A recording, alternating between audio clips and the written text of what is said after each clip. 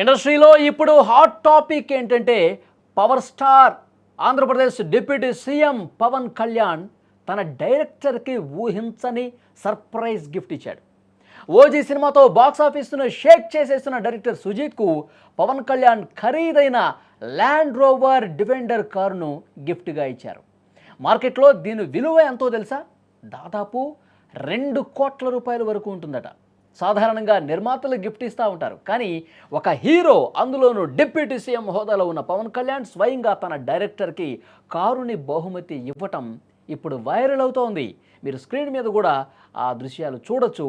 సుజీత్ ఈ కారులో డ్రైవింగ్ సీట్లో కూర్చొని ఉండగా పవన్ కళ్యాణ్ పక్కన నిలబడి నవ్వుతూ ఫోటోలకి ఏ విధంగా ఇచ్చారో కూడా స్పష్టంగా మీరు చూస్తున్నారు. ఇక ఈ కారు విషయానికి వస్తే ఇది ల్యాండ్ రోవర్ డిఫెండర్ 110 మోడల్ అని తెలుస్తోంది. ఇది అత్యంత పవర్ఫుల్ ఎస్యూవీ. ఆఫ్ రోడింగ్కి దీనికి తిరుగులేదు.